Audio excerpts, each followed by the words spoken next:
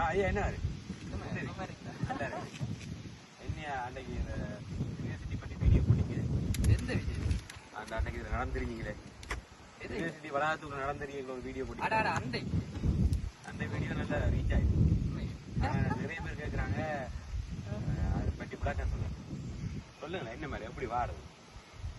உண்மையா இப்ப இந்த ஸ்ரீலங்காலேருந்து வரேன்னு சொன்னா நாங்களாவே பேசிக்காக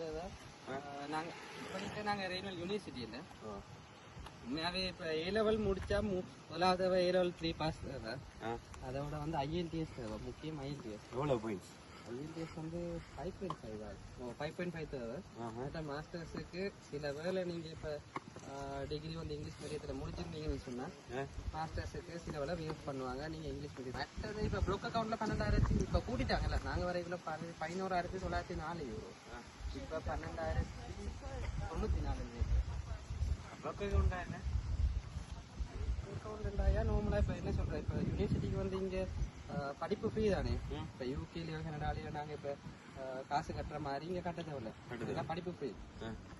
அதனால நீங்க இப்ப சும்மா வந்து போட்டு அசூல் அடிச்சு விட்டுருவீங்களே, அசூல் அடிக்க கூடாண்டதுக்காக இங்க வந்து உங்களோட வாழ்க்கை செலவுக்கு கையில காசு இருக்கு, உங்களுக்கு தங்குமிடத்துக்கு சாப்பாட்டுக்கு செலவுக்கு எல்லாத்தையும் காசு இருக்கு காட்டுறது தான் அந்த ப்ளோக் அக்கௌண்ட்.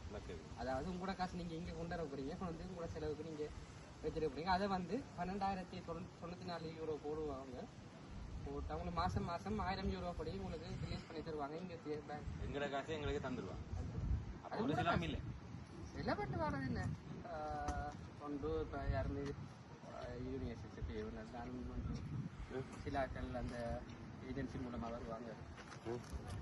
சொல்லல, அது ஒரு ஆக்கில் பொறுத்து தானே இருக்குது. உண்மையாக கொஸ்டாண்டு போகிறோம், ஒரு 10,00,000 நம்ம சேர்த்து போகுது. அது இப்போ ஏஜென்சிக்குள்ள வந்து அப்படி சும்மா கொஸ்டன் போகிறோம். உண்மையாகவே செலவண்டு போகிறோம், ப்ளோக் அக்கௌண்ட் மட்டும் தான் போகுது. ஆனால் அது உங்களோட காசு.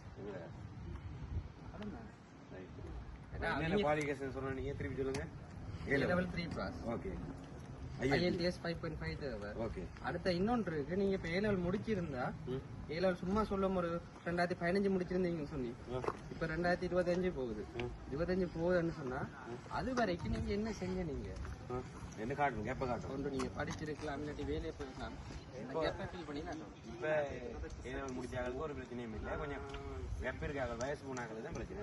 ஏன் வயசு போனா ஏ லெவல ஒரு 2015 முடிச்சாக்கள் வயசு போனாங்களே 10 வருஷம் அப்படி பார்த்தா நான் என்னையும் வயசு போனேன்னு சொல்லுவீங்க. அப்ப நீங்களும் பெரிய கேப் ஒன்று வச்சு தான் வந்தீங்க.